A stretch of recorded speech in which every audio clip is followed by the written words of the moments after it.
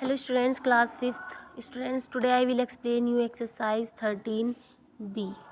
Okay students, तो start करते हैं एक्सरसाइज को स्टार्ट करने से पहले आपके कुछ पॉइंट्स हैं, पहले मैं आपको एक्सप्लेन कर देती हूँ, उनके बारे में थोड़ा बता देती हूँ आपको। ओके स्टूडेंट्स, तो जैसे कि आपकी जो पहला पॉइंट है वो है क्वाड्रिलेटरल। क्वाड्रिलेटरल क्या होता है, यहाँ पे आप एक तो स्टूडेंट्स जितने भी इसमें आपके पेजेस हैं उनको सब आप अच्छे से उनको रीड करेंगे। मैंने उन पर अंडरलाइन भी की है कुछ पर, जिन पे नहीं किया है तो उनको भी आप उनको रीड करेंगे ज़रूर, क्योंकि रीड करने से क्या होता है आपको बहुत ही कुछ छोटे छोटे जो पॉइंट्स हैं वो भी आपको समझ आएंगे। ठीक है, तो जैसे कि क्वाड्रिलेटरल के बारे में हम पढ़ेंगे। इसमें क्या होता है, 4 साइड होती हैं, ये एक तरह से स्क्वायर की शेप का ही होता है। जैसे कि यहाँ पे लिखा भी है, now that we have learn 3 sides polygon, let us move on 4 sides polygon that are known as quadrilateral. Students, quadrilateral जो है आपका पॉलीगॉन भी होता है। सबसे पहले आपको पता होगा कि पॉलीगॉन जो है आपका 3 साइड से स्टार्ट होता है, उसको बोलते हैं हम ट्राइंगल, फिर 4 साइड पे आता है तो उसको बोलते हैं हम क्वाड्रिलेटरल। ठीक है, इसके बाद है ये एक क्लोज्ड फिगर है, ये लाइन सेगमेंट से बनता है, इसको बोलते हैं हम क्वाड्रिलेटरल। इसकी फिगर है आपकी ABCD, या फिर BCDA, या फिर CDBA भी कह सकते हैं, और DABC भी कह सकते हैं। इसके पार्ट्स हैं, इसके बारे में यहाँ पे इन्होंने बताया, इसको आप अच्छे से रीड करेंगे। ठीक है, जैसे कि आप देख सकते हैं यहाँ पर एलिमेंट्स आपको दिए हैं, साइड दिए हैं, वर्टेक्स, एंगल, डायगोनल्स। क्वाड्रिलेटरल के बारे में यहाँ पे आपको उसकी फुल डिटेल दी है। तो स्टूडेंट्स, इसको आप क्या करेंगे, यहाँ पे अच्छे से इसको ये वाली चीज़ इसको अच्छे से यहाँ पे रीड करके चलेंगे। ठीक है, क्या करेंगे आप यहाँ से इसको अच्छे से यहाँ पे रीड करेंगे, जैसे साइड दिए, वर्टेक्स, एंगल, डायगोनल्स जितनी भी है। उसके बाद है आपका रेक्टेंगल। रेक्टेंगल के बारे में आपने पढ़ा ही होगा क्लास 4th में भी स्टूडेंट्स। तो इसमें रेक्टेंगल के अगर हम एंगल की बात करें तो इसमें जो जितने भी इसके रेक्टेंगल के एंगल होते हैं वो सभी 90 डिग्री के होते हैं। ठीक है, और ये जो अपोजिट साइड्स होती हैं इसकी एक दूसरे के पैरेलल होती हैं।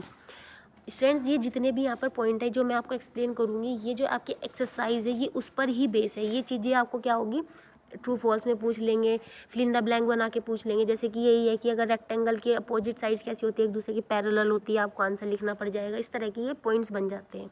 ओके, इसके एंगल कैसे होते हैं, रेक्टेंगल के तो 90 डिग्री के होते हैं सभी।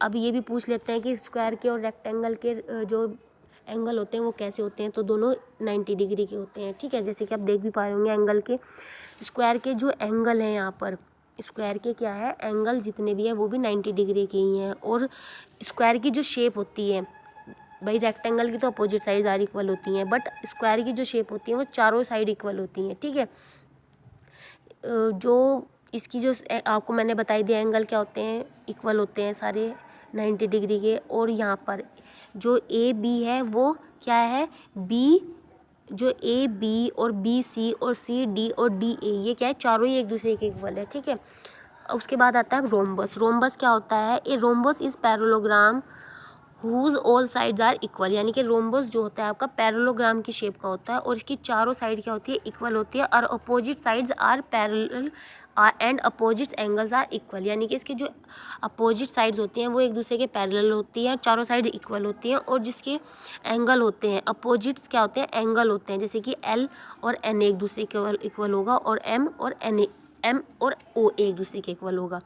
ठीक है, जैसे कि यहाँ पे लिखा भी है, here LMNO is a rhombus and LM equal MNO equal OL, ये जो साइड हो गई ये तो सब एक दूसरे के इक्वल है। अब इसने कहा है यहाँ पर एंगल L तो है एंगल N के इक्वल, और एंगल O है एंगल M के इक्वल। ठीक है, उसके बाद यहाँ पर इसने बताया LM is parallel to ON और OL is parallel to NM। ठीक है, फिर ट्रेपेजियम है। ट्रेपेजियम की जो फिगर है आप देख सकते हैं क्वाड्रिलेटरल की शेप की तरह है। एक quadrilateral is a called trapezium if a pair of its opposite sides are parallel, और इसकी जो अपोजिट साइड्स होते हैं वो भी एक दूसरे की क्या होती है, पैरेलल होती हैं। ठीक है, ट्रेपेजियम की इस तरह से आपका जो अब है, ये जो है आपका sum of angles of a quadrilaterals, ये आपका इंपॉर्टेंट पॉइंट है, इसको बहुत अच्छे से समझ के चलेंगे यहाँ से, क्योंकि इस तरह के क्वेश्चन आपको बहुत मतलब कि आगे एग्जाम क्लासेस में भी मिलेंगे और ये आपकी एक्सरसाइज में भी है। तो स्टूडेंट्स, जैसे कि ट्राइंगल का मैंने आपको बताया था, तीनों जो एंगल होते हैं वो 180 के डिग्री के इक्वल होते हैं। 180 डिग्री जो होता है आपका एंगल होता है, जो उसके तीनों एंगल जो होते हैं वो 180 के डिग्री के इक्वल होते हैं। ठीक है, क्वाड्रिलेटरल में क्या होता है, इसके जो चारों एंगल होते हैं वो 360 के इक्वल होते हैं। ओके, जैसे कि एक क्वाड्रिलेटरल में आपके 2 ट्राइंगल दे रखे हैं, तो 180 हो गया, 180 मिलकर कितना हो गया, 360 डिग्री हो गया। ओके। इसी तरह से आपका angle A, angle B, angle C, ये आपको हमेशा एक चार, जैसे आपके 4 एंगल होते हैं इस क्वाड्रिलेटरल के अंदर, तो 4 में से 3 देगा और जो 4th नंबर का एंगल होगा वो आपको फाइंड करने के लिए बोलेगा, ठीक है। तो जैसे कि आप देख सकते हैं यहाँ पर एग्जांपल से मैं आपको एक बार थोड़ा सा एक्सप्लेन कर देती हूँ, तो आपका एक्सरसाइज वर्क बहुत जल्दी समझ आएगा। तो एंगल ए गिवन है, angle B, angle C, angle D आपको निकालना है। तो 3 एंगल तो आपको दे रखे, डी निकालना है और इक्वल किसके है, 360 के हैं। तो जैसे कि आपको जो 3 दे रखे हैं उनकी तो वैल्यू यहाँ पे पुट कर देंगे, वैल्यू को। डी आपको निकालना है तो डी को एज इट इज़ रखेंगे। तो इन तीनों को जोड़ने के बाद इसको 360 से माइनस कर देंगे, आंसर आपका आ जाएगा डी, ठीक है। उसके बाद ये आगे का वाला भी ऐसे ही है आपका एग्जाम्पल, आप सेल्फ प्रैक्टिस करेंगे। अब आपकी एक्सरसाइज वर्क शुरू होता है। क्वेश्चन नंबर फर्स्ट आप सेल्फ करेंगे, क्योंकि मैंने आपको क्वाड्रिलेटरल का जो एक कॉलम से दिखाया था आपको, यहाँ से ये देख रहे हो ना साइड्स, मैं फिर से राउंड करके जो दिखा रही हूँ इसको देखेंगे ध्यान से। यहाँ पे देखो साइड भी है, वर्टेक्स, एंगल्स, डायगोनल सब है। तो इसको क्वेश्चन नंबर फर्स्ट को आप सेल्फ प्रैक्टिस करेंगे समझ कर, ठीक है। 2 जो है आपका, ये बिल्कुल सेम जो एग्जाम्पल है आपका, जो मैंने अभी आपको एक्सप्लेन किया है एग्जाम्पल, ये रहा क्वाड्रिलेटरल का, ये सेम ऐसा ही है। इसको आप सेल्फ प्रैक्टिस करेंगे इसकी भी, ठीक है। यहाँ पे आपको एंगल ए गिवन है, बी है, लेकिन बस इस चीज़ का ध्यान रखना, एंगल ए बी अलग अलग नहीं दे रखे, एक ही दे रखा है 75, यानी कि एंगल ए बी 75 है आपका और एंगल बी भी आपका 75 है, डी भी दे रखा है, बस सी फाइंड करना है। कोशिश करेंगे वहाँ से, अगर नहीं समझ आएगा तो आप मुझसे भी पूछ सकते हैं स्कूल आकर, ठीक है। उसके बाद जो है क्वेश्चन नंबर 3, इसमें भी आपको क्या करना है, 3 एंगल दे रखे हैं और यहाँ पे आपको जो ये वाला एंगल है ये आपको फाइंड करना है जहाँ पे एक्स लिखा है। तो आप इनको नेम दे लीजिए पहले, ए बी सी डी। जो क्वेश्चन नंबर मैंने अभी ये 2 कहा ना आपको करने के लिए सेल्फ, ये सेम इसी के जैसा है, ठीक है। तो जैसे कि आप देख सकते हैं यहाँ पर क्वेश्चन नंबर 2 लिखा भी है मैंने, ठीक है। तो जैसे कि आप देख सकते हैं यहाँ पे कि भाई हम जानते हैं कि sum of all angles quadrilateral is 360 के इक्वल होता है। एंगल भी आपको जैसे 2 है तो 2 मैंने सॉल्व किया है, बट आप पहले खुद प्रैक्टिस करना फिर यहाँ से देख लेना, ठीक है। क्वेश्चन नंबर 3 जो है आपका यहाँ पर ये रहा, ठीक है। तो यहाँ पर सम हो कितना होता है, 360 के इक्वल है। चलो भाई जो वैल्यू दे रखी है उसको हम यहाँ पे लिख देते हैं। एंगल ए की 60 है, एंगल बी को हमें एक्स दिया हुआ है उसने, एंगल सी को हमने टी लिख दिया, एंगल डी को हमने 110 लिख दिया डिग्री, ठीक है। तो यहाँ पे हमने 3 एंगल जो है उनको ऐड कर लेंगे। जो नहीं है हमारे पास एंगल उसको हम एक्स एज इट इज़ रखेंगे, क्योंकि हमने एंगल किसको, बी को हमने एक्स मान लिया है, ठीक है।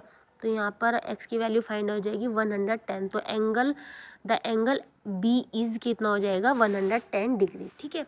उसके बाद है आपका क्वेश्चन नंबर 7। क्वेश्चन नंबर 7 है जो इसमें लिखा है आपको, draw square whose each sides measure 5.9 centimetre, find it area and parameter.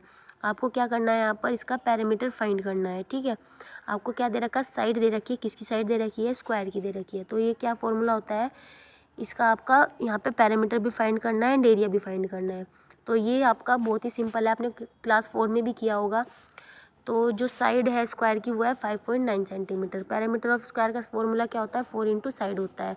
4 से इसकी मल्टीप्लाई कर देंगे साइड से, ये आ जाएगा आपका आंसर, ठीक है।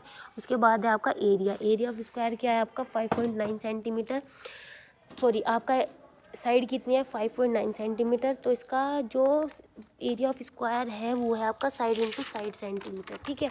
तो आप क्या करेंगे, इन दोनों की मल्टीप्लाई कर देंगे आपस में। यहाँ पर देख सकते हैं मैंने की हुई है जैसे कि, ठीक है। यहाँ पे मल्टीप्लाई की हुई है, इसका आंसर करके स्क्वायर सेंटीमीटर लिखेंगे, क्योंकि जो पैरामीटर की यूनिट होती है वो होती है सेंटीमीटर में, एंड जो आपकी स्क्वायर एरिया की यूनिट होती है वो होती है स्क्वायर सेंटीमीटर में, ठीक है। स्टूडेंट्स जो भी इसके अंदर आपको कोई क्वेश्चन आप सोल्व करेंगे और आपको नहीं होगा तो आप वो स्कूल आकर पूछ सकते हैं, ठीक है। और स्टूडेंट्स जो मैंने कहा है रीडिंग करना है, रीडिंग करने के बाद एक्सरसाइज करना, जो मैंने कहा सेल्फ करने के लिए क्वेश्चन, ठीक है। तो वो अगर आप सेल्फ करेंगे तो आपको बहुत ही आसानी होगी, ठीक है।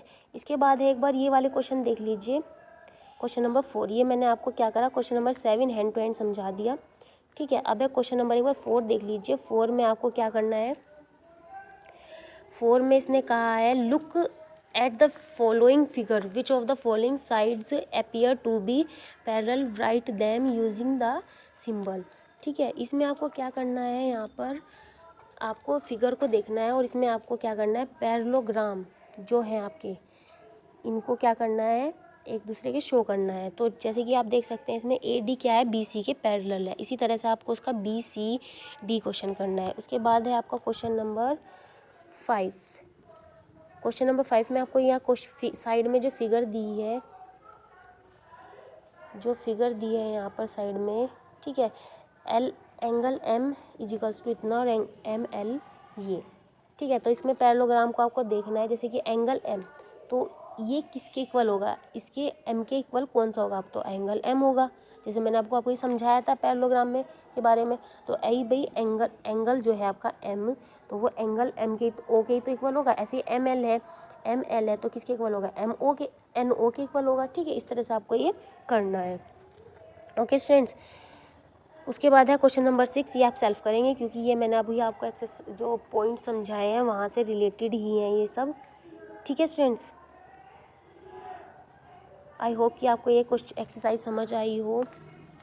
अगर आपको कोई चीज़ रह जाती है तो आप स्टूडेंट्स क्या करेंगे, समझेंगे स्कूल में आकर, ठीक है। Thank you and have a nice day.